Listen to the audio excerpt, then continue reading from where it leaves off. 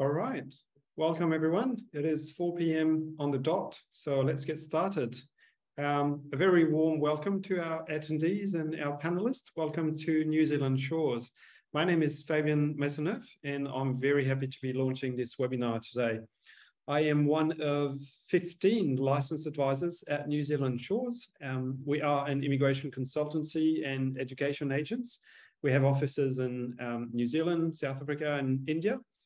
What do we do? Essentially, we provide immigration and visa advice, but we are also a recognized agency by Education New Zealand. So the label alone shows that we have a successful track record in promoting New Zealand as a destination study. And this also acknowledges our continued support and care for international students. Today, we have several specialist panelists presenting on a variety of topics. First and foremost, let's give a very warm welcome to Genevieve Rousseau-Cung, who is Education Agents Manager with Education New Zealand. Welcome, Genevieve. Genevieve will be presenting Education New Zealand as an organization, but she will also show us a range of resources available to prospective students. We're very lucky to have you with us today, Genevieve, so thank you so much for being here. I would also like to welcome my colleagues. Ladies first, Winnie Wang, who is a licensed immigration advisor and specialist of student visa matters. Winnie's been with us for quite a few years now and in New Zealand for some years, extensive background in the education space. She will provide some feedback on the latest changes in New Zealand immigration policy. Specifically, she will illustrate important points to discuss when looking at studying in New Zealand, not only for the enrollment with the education provider, but also to ensure a successful visa process. Next in line is our other education and student visa specialist, Jesslyn George Edat-Chirel, who is also a licensed immigration advisor for New Zealand Shores. Jesslyn will enlighten us with some of the recent post-study work visa changes, some big changes in that space. These are very important to ensure you pick the right course for you, your family, your post-study prospects, and eventually your future in New Zealand, if that's what you're looking at. And yeah, last but not least, we will see how Jesslyn and Winnie can assist in the process, both for enrollment and visa. At the end, we'll dedicate some time for questions. So we'll definitely have some time for a Q&A. The system allows for a Q&A down below. I see that some people have already started asking questions. We'll park these till the end. We've actually received quite a few questions during registration. So we've made a very tidy list that we'll cover at the end. So please use the Q&A down your screen for questions, and we'll tick those off at the end. Now, just one last thing before we start your presentation, Genevieve. I also wanted to mention a couple of points that have popped up during registration. Just to confirm that New Zealand is now open for visa processing as per normal. All of the COVID restrictions are behind us, so it's very much business as usual, and COVID vaccination is no longer mandatory to travel to New Zealand. Also, as fresh news as you can get, just a few hours ago, we had a major announcement from the government that the skilled migrant residence category is reopening early November 2022. This is a long-awaited news after the category has been paused for more than 2 years due to COVID. So it's just about to reopen. This news actually gives wonderful prospects for international students who want to stay in New Zealand after their studies to build a career or even a life in New Zealand. So very important announcement. We will not actually discuss this in detail today. We're still unpicking the fine details, but we will send out a newsletter to all of our contacts. So watch this space, check our news section on our website and also our Facebook page for more detail in the coming days. Great. So now over to you, Genevieve, if you want to share your Awesome. Thank you, Fabien. I will share my screen now. So if you give me just 1 second and I'll be there with you. Awesome. Great. So tēnā koutou katoa, ko stonam te monga, ko Saint Laurent te awa, ko Rousseau-Cung na iwi whanu, no Canada aho, ke manapo ki te ao e mahi ana, ko Genevieve toku ingoa, no reira, tēnā koutou, tēnā koutou, tēnā tātou katoa.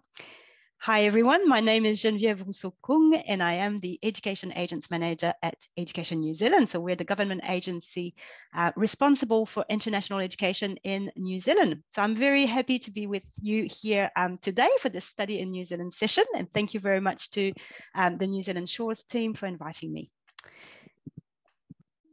So as most of you know, may know or not, New Zealand is primarily an English-speaking country. But did you know that we also have the Indigenous Maori language, Te Reo Maori?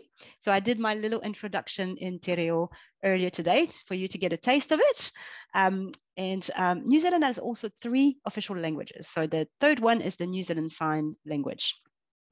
So from the map that you can see here, some say that New Zealand is at the bottom of the world, but that depends on your point of view, obviously.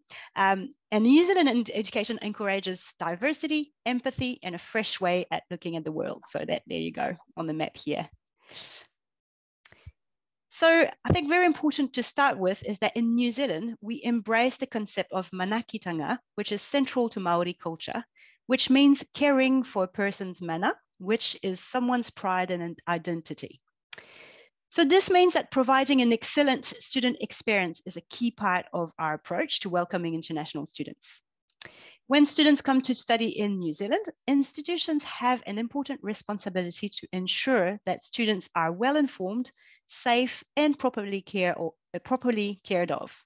And to support this, New Zealand was the first country in the world to adopt a code of practice for the care of international students. All New Zealand institutions that host international students must sign up to the code. So they must respect all their obligation from the code of practice. New Zealand was also the first country in the world to have an international student wellbeing strategy introduced in 2017. So it shows how we take that very seriously, how we look after our students and making sure that they're safe and happy in New Zealand when studying here. So this is what makes New Zealand education unique. So when you study here in New Zealand, students can achieve their best and reach their potential through enjoying focused, personalized attention from passionate and caring teachers. Often study will involve a balance of practical and theoretical learning. And New Zealand education encourages students to think critically, creatively, and collaboratively. And that might be quite different from the type of education you're used to at home. So the New Zealand curriculum identifies 5 key competencies or capabilities, if you prefer, that people have and need to develop to live and learn today and in the future. So those key competencies encompass knowledge, skills, attitudes, and values that are integrated into all subjects areas of the school curriculum. So New Zealand education pathway goes all the way from preschool to PhD studies. New Zealand's national qualification for secondary school students, the National Certificate of Educational Achievement, commonly referred to as NCEA, is accepted and well regarded by higher education institutions all around the world. So New Zealand's model of learning includes project-based learning, where students work on group assignments. That's the general rule. Teachers also often take students outside the classroom to learn, making the most of New Zealand's unique natural environment, like you can see here on the slide. So that's a typical illustration of teachers having taken their students outside and learning on the ground and getting first-hand experience.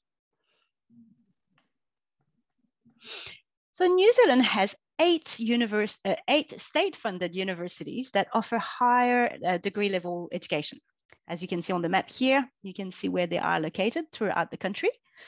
Our universities rank in the world's top 165 subjects in the 2020 QS World University Rankings. And at university, programs are research-led and generally academic rather than vocational. However, if you're more into a vocational program at tertiary level, we also have Te Pukenga, which is a great option for you to look at. So Te Pukenga, the New Zealand Institute of Skills and Technology, brings together the 16 institutes of technology and polytechnics equivalent to universities of applied sciences.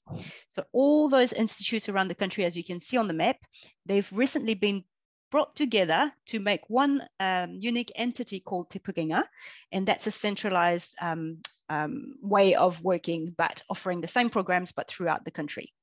So for all kind of focus on the vocational training. So if that's what you're after, vocational training, these institutions offer courses at all levels of study, from foundation certificates to undergraduate degrees, postgraduate programs, and master's degrees as well.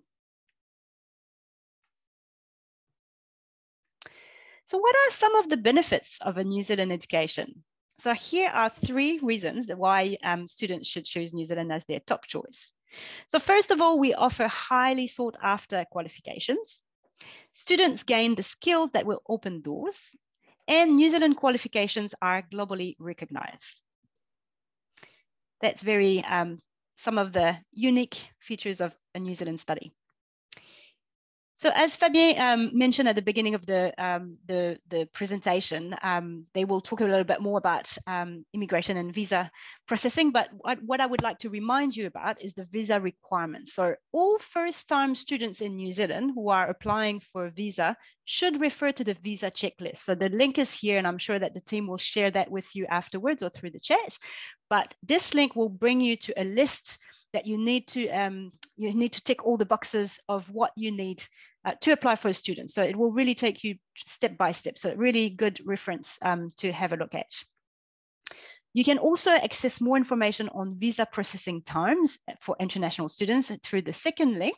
So this will give you a good idea of how long the visa processing time are taking in general. And we're obviously very pleased that New Zealand's borders are now fully open, like Fabien mentioned earlier. And that means also that all normal student visa processing have resumed since the 31st of July, a few months ago.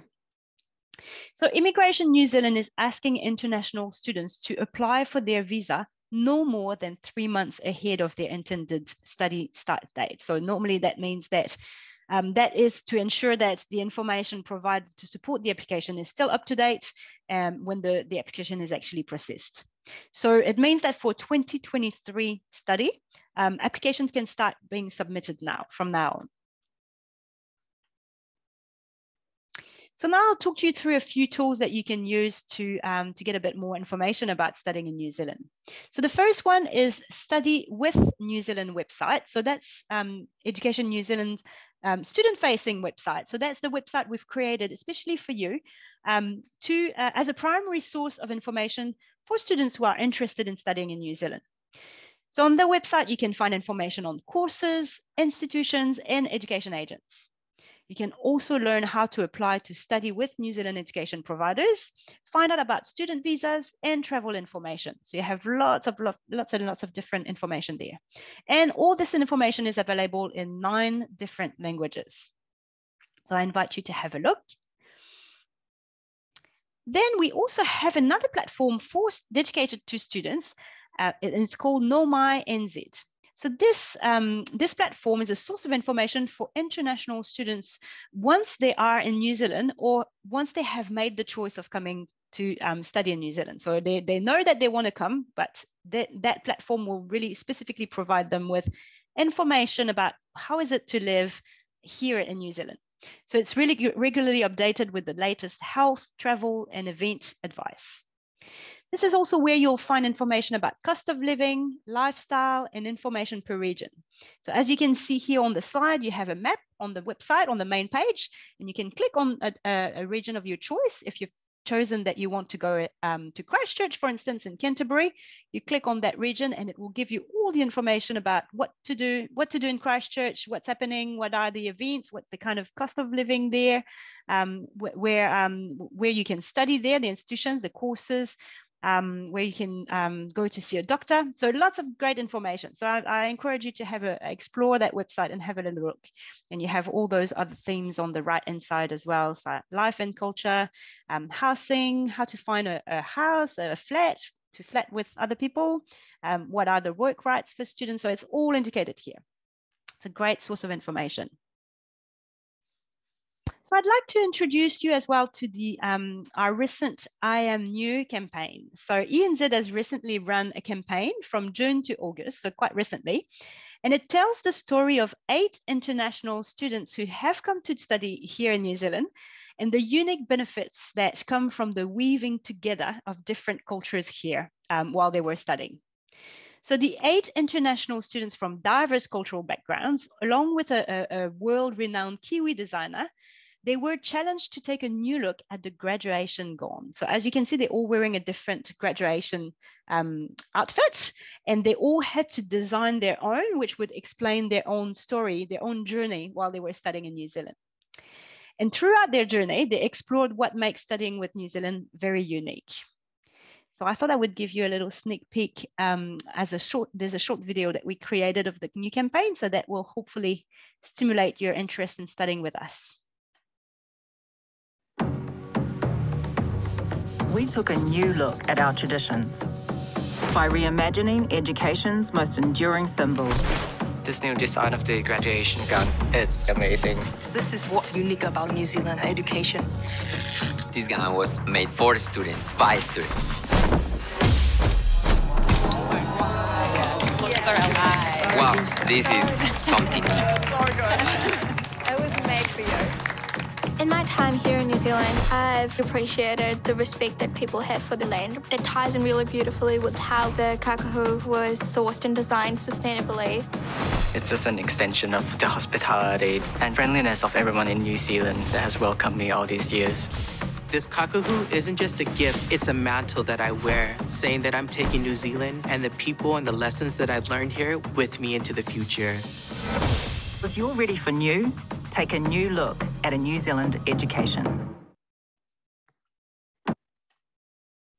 Great, so I hope you appreciated the video. So I forgot to mention that the video captured the actual moment where the students have seen their gown designed for the first time. So they did the design and they explained to the designer what they wanted from their journey. And the video shows when they've first had a look at it, so they were all quite excited. And just to give you an idea, like for instance, the German student, the girl with the blonde hair, she had a takako that was blue. So for her, when she came to New Zealand, her experience with the ocean and the water was really important. So she designed her gown around the water. So that's kind of shown through that. So it's really interesting. And if you want to see pics of those stories, we have videos for each of those students. You can have a look at on Study with New Zealand. It's all there. There's lots of videos available, and those from the campaign as well, from those 8 students that are featured. And I've also put the link for Nomai ENZ. Nomai NZ, sorry, I've put ENZ, but it's Nomai NZ. So that's the website where you can find information. Once you've made your choice of coming to New Zealand, it will provide you with lots and lots of great info that you need to get best prepared before your arrival here. So I hope that you find it useful. Thank you so much, everyone, for attending, and kia ora. And I'm sure that Fabien will pass any questions you may have to me later on, and I can help as much as I can. Thank you, everyone. Thank you so much for your time and your presentation. Again, Genevieve, certainly a wealth of information there provided by different government bodies. It really shows that New Zealand looks after their students or their migrants for that matter, doesn't it? And I really like that latest campaign of yours. It really gives new students a voice and how their identity shines through their project and their experience in New Zealand. That's really well done, guys. Thank you very much. And I'll leave you here, but all the best for the rest of the session. And kia ora, everyone. We hope to welcome you soon in New Zealand. Thanks you again, Genevieve. Thank you. So like I said, certainly a wealth of information provided by different government bodies, but it's actually quite easy to get lost in that information, and that's where we come in as education agents. So let me invite Tesleen and Winnie back into the session, and what we will be doing shortly is essentially go through the fine details of student visa applications and prospects. There's quite a few things to look at when you consider moving to New Zealand or studying in New Zealand as a first step. But the reality is that the majority of you in the audience will want to study initially to further their career or undertake a higher qualifications with a view to then perhaps further their career in New Zealand, or at least get some experience, or for many of you pursue residence and maybe even later citizenship in New Zealand. So the floor is open to Winnie. We've just seen the study outlook with Genevieve. Winnie will look at the many different important points to note when you look at studying in New Zealand. That includes the choice of study, finances as an important aspect of it, your intention, which we refer to as statement of purpose, etc., etc. Over to you, Winnie. Sure. Hey, everyone.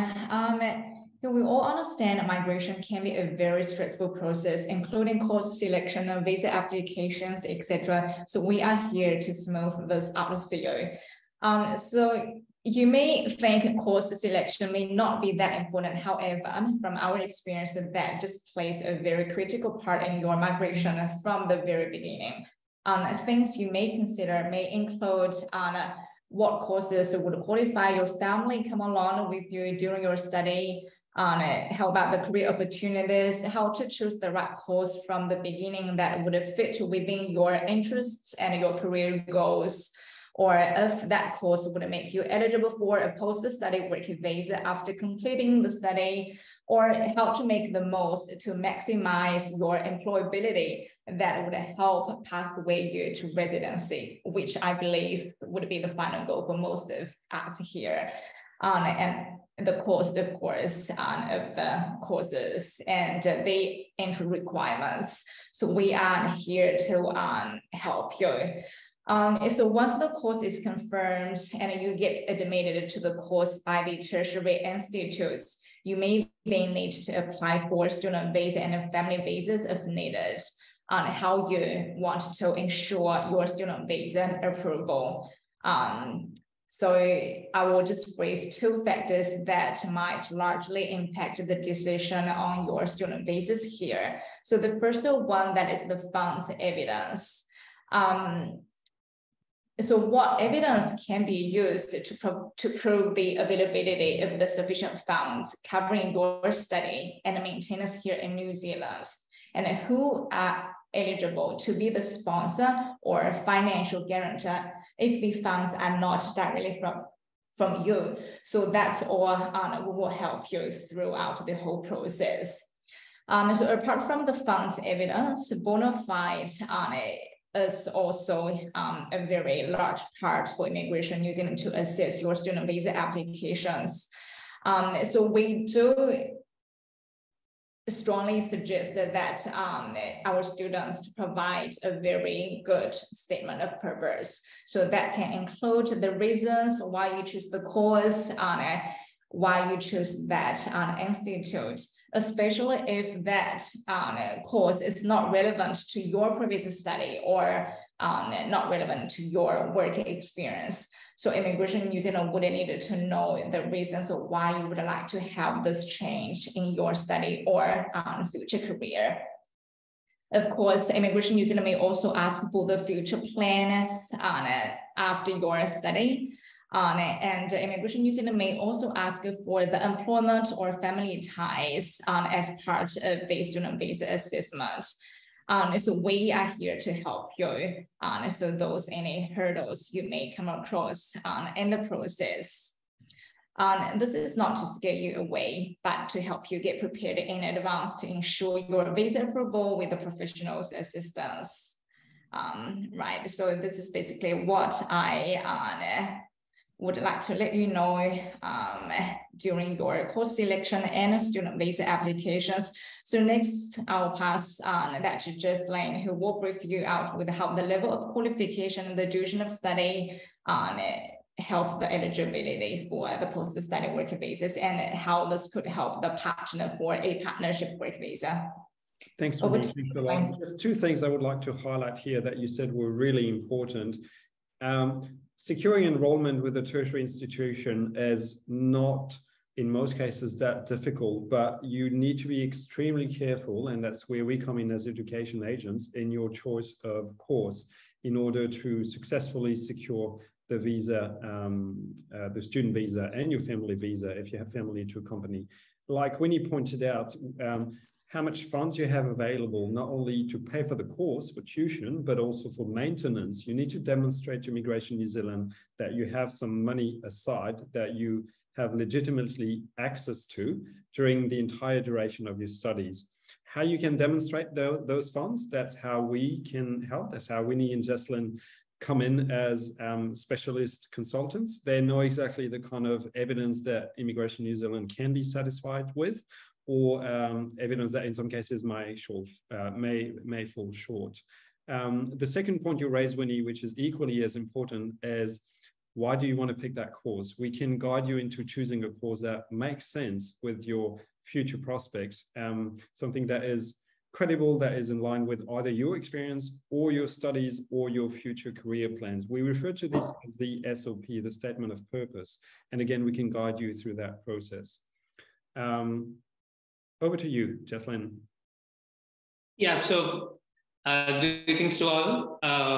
I would like to take you through the immigration rebalance that has happened in late 2022. It was actually done based on an international education strategy for New Zealand, which they have come out for 2022 to 2030. So they had defined 3 goals for the international education sector. Those were the excellent education and student experience, sustainable and resilient, and global citizens. So this is what the International Education or Education New Zealand Ministry of Education wants to achieve through this immigration rebalance. So I would be explaining it with 4 different factors that you need to consider. We have explained it enough how important is course selection. And the second one is, depending upon the course that you select, you get a post-study work right to stay back in the country, or generally called as stay back visa. So you get a post-study work duration based on the course you select, and then the duration of the post-study work is also an important factor that you should consider, because the way in which you select a program, it could be different levels that you'll be covering shortly. It can limit, or it can give you extra years to stay back in the country and to extend your stay in the country. And the fourth point that I would like to point out is the partner work rights. Most of you, at least some of you, would be considering moving to New Zealand as family. And it is very important to understand which are the courses that would help you to, that you should select to make sure that that family is able to accompany you to New Zealand, and what are the work rights, and whether they'll get the same rights or whether they'll get a different right. It all depends upon the course that you select. We have already explained it in very strongly that it is, you need to have very keen observation, or you need to follow or get in touch with us to get the best course that you could opt for to meet all these criteria. Great, thanks, Jessalyn. Because yeah, the latest changes for post-study work rights are rather intricate. So let's have a look at that. We'll start off with the highest level courses and what essentially rights you get after your studies to stay back in New Zealand. Yeah, so we'll go from level 10. So if you look at how it is done in New Zealand education system, it is level 10, 9, 8. That's how it goes. I mean, the top level, that is the doctoral level, is level 10. Level 9 is master's. The study duration in order to qualify for a post-study work visa is at least 30 weeks. That's what they say. So you need to pick up those programs where you will meet that study duration of at least 30 weeks. And if you meet that 30-week criteria, you are given a 3 years post-study work visa, which is open. That is the third point, which says that it is an open work visa with no conditions. We will explain it to you how a condition or a restriction gets added to a visa in the following slides. But the point that you need to understand is it is an open work visa, no conditions attached to it. You can work for any employer. And that is given for 3 years. That is the 3 that you will see on your slide to give you the most important, the attracting factor for a master or a doctoral program. And the best part of all it is the partner get full work rights. So if you are able to prove your partnership, that is again why we come into picture as a licensed immigration advisor, where we can process your family applications, and it is complicated enough to take you through that step, and we would definitely encourage that you take professional advice in that matter. If you are able to prove your partnership, the partner get full work rights, and if you have dependent children, they can work, they can study in New Zealand on domestic fees, which is again very attractive offer for any international student who would like to move to New Zealand as a family. Over to you, Fab. Great. So like Jesslyn mentioned, if you hold a bachelor degree or higher, our recommendation would almost always be to aim for a master's level study in New Zealand, because as Jesslyn just illustrated, once you complete your master's, you get a 3-year post-study visa with open work rights, and your family has also rights to seek visas for the same duration. Now, if you aim for lower level, this will have an impact on the duration of your post-study visa. It will also have an impact on whether you can work fully unrestricted after your studies, or if you have to stick to certain occupations. And it will also have an impact on your partner's potential work rights. So getting into the nitty-gritty, if you are studying at level 7, so a full bachelor, or level 8, which we would refer to as a postgraduate diploma, then in that case, like most qualification, you should study these for at least 30 weeks, but you will not, upon completion of your studies, get a 3-year visa. Your post-study work visa will be granted for the same duration that you studied. So if you do a 1-year postgraduate diploma, once you complete it, you can apply for a 1-year post-study work visa. So that's the first restriction. Now, the other restriction, well, actually, you will have no work conditions at level 7 and 8. But if you want your partner to get work rights, you need to study a qualification that is in the recently published approved list of qualification, or on the green list. The green list is a list of occupations that's been released by Immigration New Zealand a few months ago, and essentially identifies just over 100 occupations that are in critical shortages in New Zealand. So if you want to study a level 7 or 8, you need to study a topic that leads to those jobs in order to get your partner work rights upon completion of the studies. If you study a level 7 non-degree, which is essentially, in most cases, a 1-year graduate diploma we refer to, usually quite specialized from a bachelor, but just a 1 year.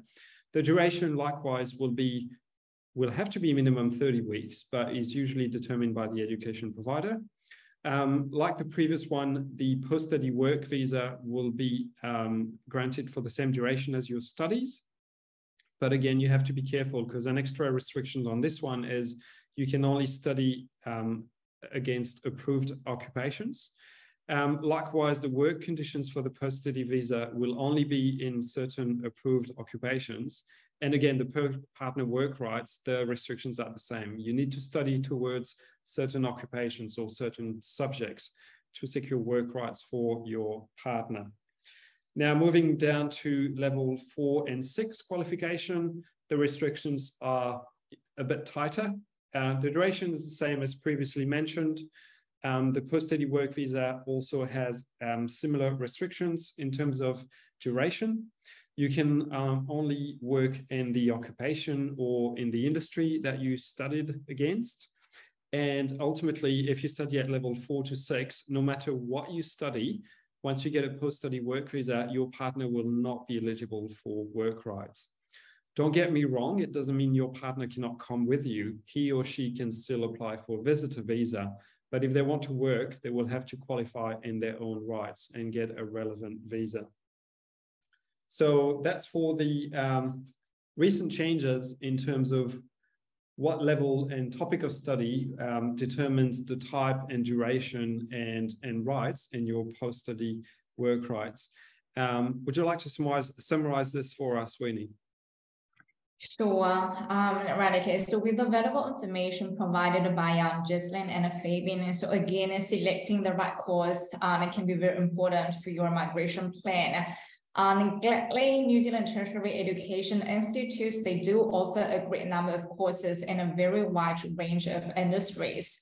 So ranging from IT, finance, marketing, teaching, health, construction, arts, hospitality, farming, business, and more. You can choose any of those courses for a level 9 or higher. However, some of you may also be interested in lower level qualifications. Please do take the green list occupations into consideration for your course selections.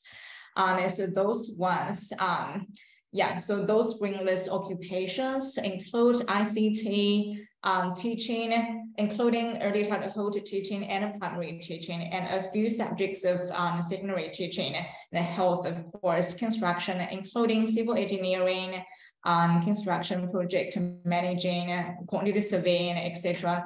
And of course, farming and electrical engineering or electricians, automotive like diesel mechanic or plumbers. Lots of courses you can choose based on your own background or your work experience on your previous qualifications. So just come to us and we can help you. And like we said earlier, this entire post-study policy was designed on the basis that Immigration New Zealand wants to bring into the country those skilled migrants that actually patch up those lack of those shortages in all these industries. Like New Zealand is crying out for ICT specialists, for teachers, for health professionals, constructions. So if you want to come and study in New Zealand, it is absolutely in your best interest to study towards one of these occupations, because not only you will have better post-study work rights, but you will also have much better employment prospects ultimately. And for most of you, this is the key to picking a course. Thank you, guys. Thanks, Winnie. Thanks, Jessalyn.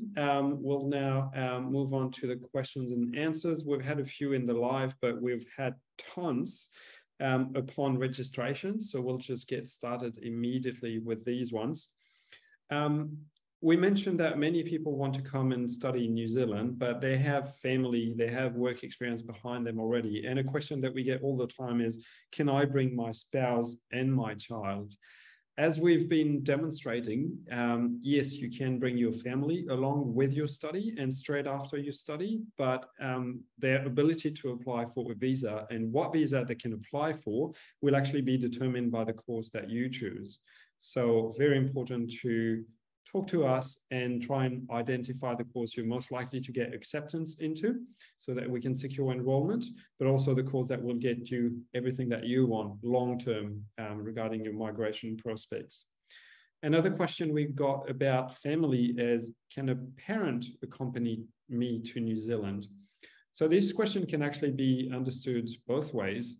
Can a parent of a child accompany them to New Zealand to study? Yes, of course. If a child, so below the age of 18 or even 16, wants to come and study at school, primary or secondary, as an international student, this is definitely possible. It's not something that has been covered by Genevieve, but most schools in New Zealand will welcome international pupils, students.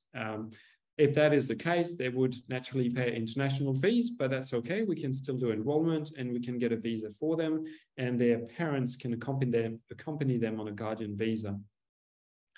If the question is, can an adult student bring their parents to New Zealand, then the answer is no. There would be no visa allowed for this kind of thing other than purely visiting your child.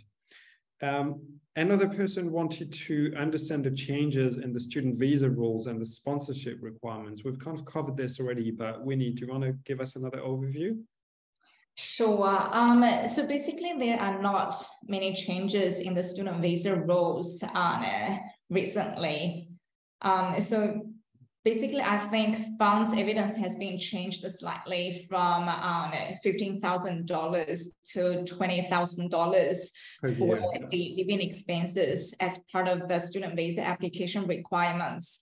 So regarding the sponsorship requirements, I would think this is also regarding the funds sponsorship. So for that one, I think that's the same. That depends on if the sponsor or the financial guarantor would cover the fee for the tuition fee and your living expenses here in New Zealand throughout the study. So there might be some details we can discuss once you reach out to us. Great, thank you, Winnie. Before we move on to our list, I might actually pick some of the live ones because they would take priority. We have a question from Ranjan there, who mentions a postgraduate diploma in business administration, so that would be level 7 or level 8, will only mean 1 year post-study visa. Wasn't that 3 years early on? Cheslin, would you like to answer that?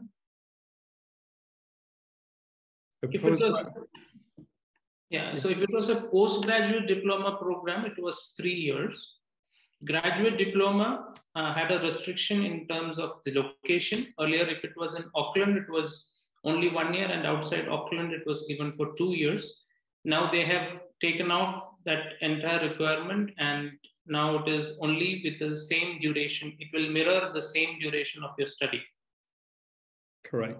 Great, thanks, Cheslin. And yes, that's right. A postgraduate diploma level 8 formally would get you a 3-year post-study visa, but that's no longer the case. Another question from Roshan: can you consult on the course options for people willing to migrate to New Zealand?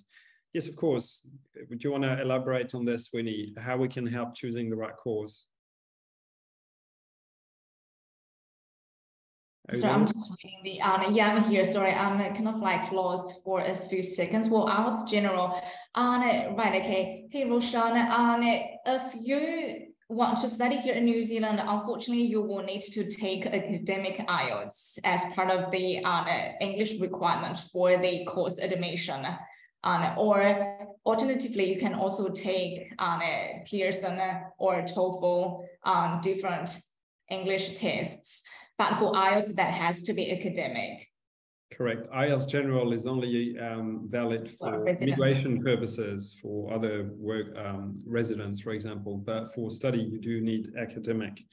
Moving on, well, while we're on the topic of English, someone asked, can I do CELTA or CELTA in New Zealand, or short-term study course, Cheslin? Yeah, I understand the short-term study course is related to English language, is what I understand. That's not very clear from the question. But there are programs that are of shorter duration, like 12 weeks, 17 weeks English language programs that will, there are programs available. It depends upon what is the pathway that you want to choose in terms of studying that program and your intention in terms of after doing that program, what else you want to achieve of that. Usually those programs are taken up by those students who are not able to clear the IELTS academic or PTE. And once they finish that program, they want to get into the next level of study in New Zealand. Great, thanks for that, Cheslin. Someone asked about opportunities for those who graduated in New Zealand to work and get PR. Well, the opportunities are plenty. Our role here is really to help you choose a course that will lead to employment and ultimately to settling into New Zealand. As we mentioned earlier, the latest changes have clearly highlighted the need to bring people into New Zealand to study towards occupation that are in shortage in New Zealand. So if you study construction, healthcare, teaching, you will get your post-study visa and you will get a job at the end. There's very little doubt with this. So yes, there are some opportunities for people who graduate from New Zealand, naturally. More specifically, someone's asking what postgraduate course they would you would recommend for someone who's got several years of experience as a construction site engineer. Cheslin? We would definitely recommend a master level program, level 9 program, in terms of if you have experience in the construction side, because master level 9 will give you a wider variety of options in terms of location, in terms of universities.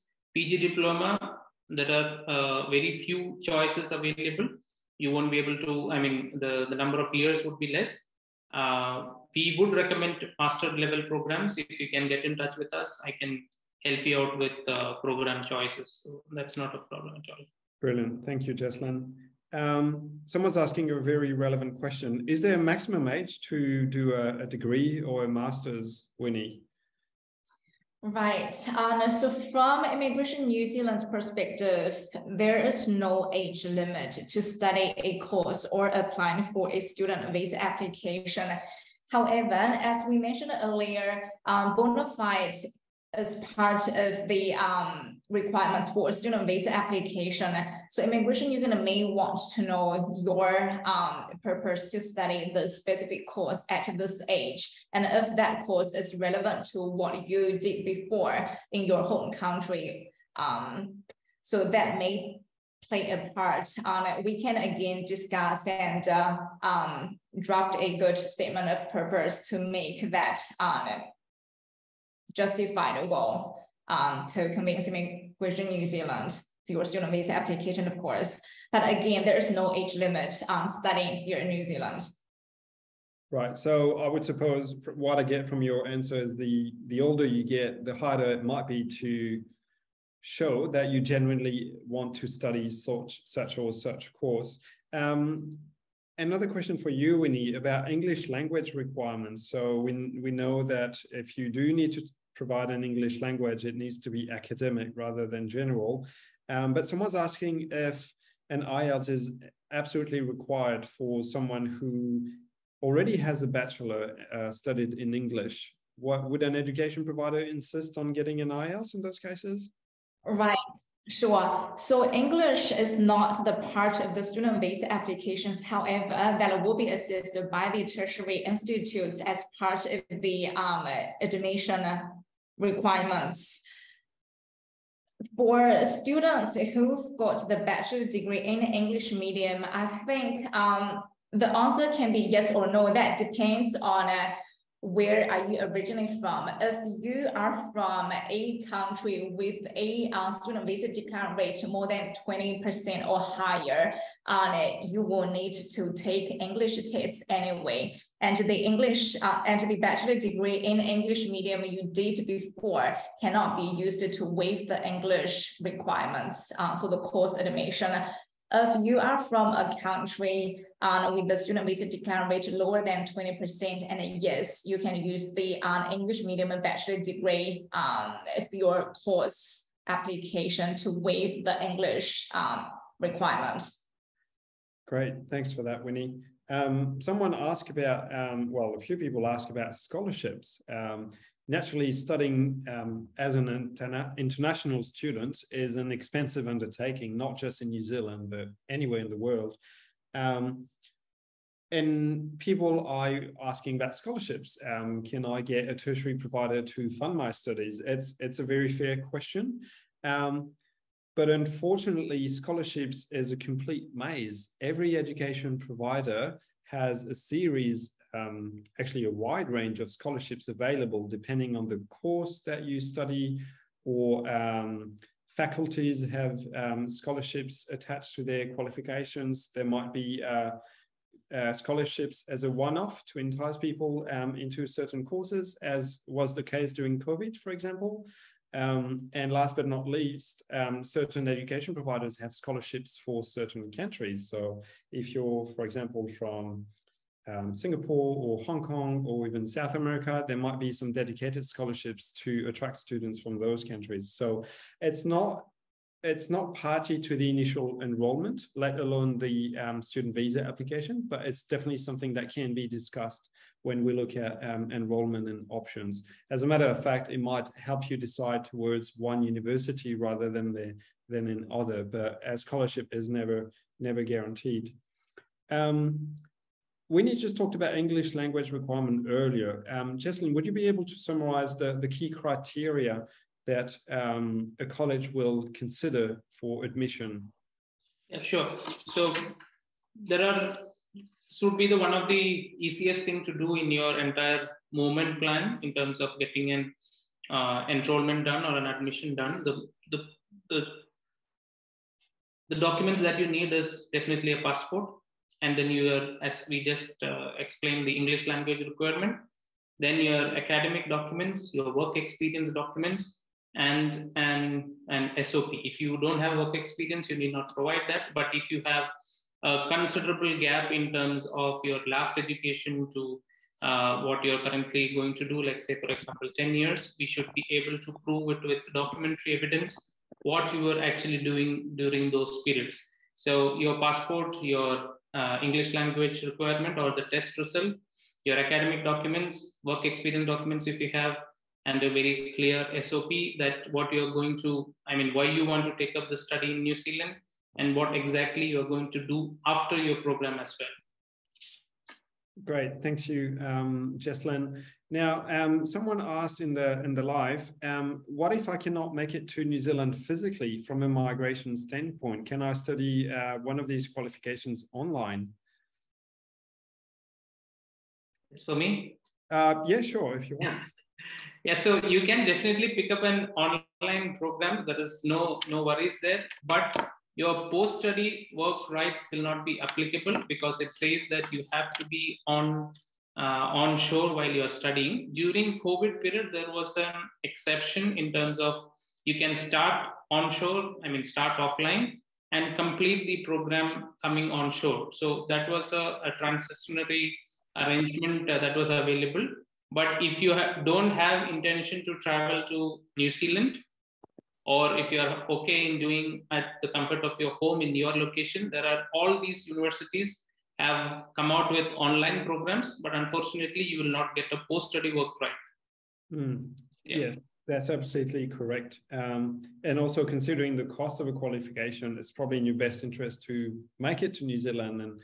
And something we haven't covered much is that for all of the courses that we've discussed from level 4 to level 9, you do get in-study work rights. So you can actually work up to 20 hours per week during your studies and full-time during the holiday. The only exception to this is PhD programs, which allow you to actually work full-time during your study, which is predominantly research-based. Another question we got from Vishal in the live, postgraduate diploma versus master's, which would give you better job prospects? And also, does doing a qualification from a tertiary college, so I suppose an IPT versus a university, does that make a difference in terms of employment? Winnie, would you like to cover that one? Sure. Well, honestly, New Zealand employers, they do not pay lots of attention to the level of the qualifications, or if those qualifications are from a tertiary college or universities. It would not make any difference. But I think you can just choose whatever the courses that would fit your preferences, like money-wise or time-wise, occasional-wise. Basically, that's not what what New Zealand employer would consider. That's your own choice. Absolutely. Okay. Another question about prospects. I would like to know how to get into a teaching career in New Zealand. What are the requirements and any provisional aspects? So that's expanding a bit from the student topic, that one, but I can probably cover it. So in order to work as a teacher in New Zealand, as a registered teacher, by definition, you need to register with the New Zealand Teaching Council. And unless you have a Bachelor of Education from your country of origin, or say a postgraduate certificate in education, you are unlikely to meet registration requirements. However, the good news is, even if you have another qualification that's not relevant to teaching, we have agreements with a wide range of providers in New Zealand that can allow you into a one-year graduate diploma in teaching that leads to registration, which means if you're coming from any background, essentially, it could be engineering, ICT, you have a bachelor in biology, but you always have an interest in teaching, well, on the basis of that bachelor, we can get you enrolled into a one-year graduate diploma in teaching, which is heavily practice-based, not just research. And upon that 1 year of study, you can actually secure registration in New Zealand with just 1 year study. Registration means you are also eligible to work as a registered teacher in New Zealand. So definitely an option then. And actually a great choice for people who are considering a change of career, where you can do that in just 1 year. Let's have a look what else we've got there. A question for Jesslyn, very blunt. How much money do I need to be assured? I would have been very happy to answer it that simply. It always depends upon what the duration of your study. If you're going to study for a year, you need to show your funds, the liquid funds that are available for that 1 year of study. It could vary anything between 25,000 to 35,000, depending upon the program, New Zealand dollars I'm talking about, plus the living cost requirement of 20,000 for a year. So you will be looking at anything beyond 40,000 to 50,000 New Zealand dollars on a liquid fund level if you're doing for a year. And anything that is more than a year, what you need to show is payment plan. You need not have liquid funds available, but you should have a very clear plan how you are going to meet this entire requirement. Say, for example, if you're going to take up a bachelor program, which is 3 years, the first 1 year, you should be ready with your liquid fund. The next 2 years, you should have a clear payment plan in terms of your loans or how you're going to fund those, the requirement to meet the funding requirement.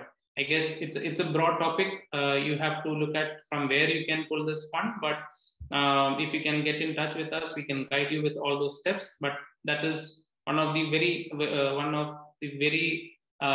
important, crucial part of your visa approval. Yeah. Great, thank you for that, Jesslyn. We don't have much time, so I'll just pick and choose some of the questions that have popped most frequently. Someone was asking whether, because like we just said, funds are an issue, and the longer the course, the more money you need to show up front. Are there some 1 year MBA programs available in New Zealand? Jesslyn, have you come across some of these? Because an MBA is quite generic, but it's also master's level. Yeah. So I would like to just give you a base understanding. Usually a semester in New Zealand is 60 credits. I mean, there are different credit papers, but on a usual level, it is 15 credit per paper, 4 papers in a semester. That makes 60 credits. And usually you cover 2 semesters in a year, that is 120 credits. But there are certain programs which are 180 credits, which will ideally take you 1.5 years to complete.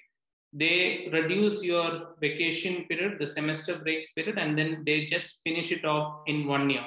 Those are called 1 year, 180 credit masters, where you will save half a year living maintenance cost requirements. So there are multiple programs. It might not be called the so-called MBA, but there are Master of Business Management, there are Master of Business, there are Management. There are several combinations of programs that you could choose. And it also depends upon the papers that you want to choose. The name might be different, need not be MBA, but you can definitely look at programs in the business or at management levels. And if you are specific about MBA, there are MBA programs as well. Great, thank you. So again, on money matters, someone's asking, what do you mean by sponsorship, and do we all need a sponsor? Well, you would only need a sponsor if you cannot fund your studies or you stay in New Zealand yourself. So a sponsor is not required if you have a solid bank account and if you can easily demonstrate that this money is yours. Otherwise, you would need a sponsor. It could be a relative, could be your husband or your wife. It needs to be family, but you don't necessarily need a sponsor for your studies as long as you have the funds yourself. How much is needed? We have covered this, but you can come back to us more specifically about the courses that you have in mind, and we can give a more accurate estimation. Chip, yeah, we've covered that already. So let's have a talk in more generic terms briefly before we close it off. what industries are most in demand? Like if someone had to pick a course, they have any background, what should they study? Winnie, over to you. To me, that's what program we would recommend for them to do a change in course. Level and industry. What's hot at the moment? What is most likely to get approved and to get you a job at the end of the studies? Right. Yeah, as kind of like explained earlier, all those occupations onto the green list, I think you would be getting a really good chances of finding a job if you study those courses. And from our first-hand experience, those early childhood teachers, they can just get a job very easily after completing the study. So basically 100% they could get job offers after completing the study, which is a really good option. And as Vivian just covered, we have got agreement with with a number of tertiary education providers that they do offer this kind of like graduate courses without any relevant bachelor degree previously, which is really good. And also again, for IT related courses, I think that's also another really good choice. If you're, or any electronics engineering courses, I think that's really good option for you to study. Yeah, absolutely. Look, a key benefit of New Zealand Shores is that we're not just education agents, we're also licensed Immigration New Zealand. So licensed immigration advisors. So what we do on a daily basis is not just enrollment student visas, it's also work visas, dealing with New Zealand employers daily and processing residence applications. So we see every day the kind of job offers that land on our table, and the majority of them would be, like Winnie mentioned, education, ICT, a lot of trades. Hospitality is also quite big, perhaps less higher level in terms of qualification prospects, but still very much in demand in terms of jobs. Engineering is also very big, and also not to forget anything health related. So we haven't covered CAP courses for nurse, which is only needed if Nursing Council asks you to do it. But if you are a registered nurse and surprisingly struggle to find work in New Zealand, you can study master's or postgraduate diploma. Pretty much anything health related is very likely to get you a job in New Zealand at the moment. Great. Thank you, Jesslyn. Thank you, Winnie. We've gone over the clock slightly, so we'll close it off for today. I would like to invite you to get in touch with us again, please, if we have not covered your question today. If you're seriously considering studying in New Zealand or moving to New Zealand or studying as a way to move to New Zealand on a more permanent basis, please get in touch with us. study@newzealandshores.com or study@nzshores.com, and we can start the conversation. What course? What's your family situation? How much money have you got? We can help you pick the right course for you and map out your migration long term. Thanks, everyone. Thanks, Winnie. Thanks, Jesslyn. That's us for today. This will be recorded and sent to all registrants. Thanks again.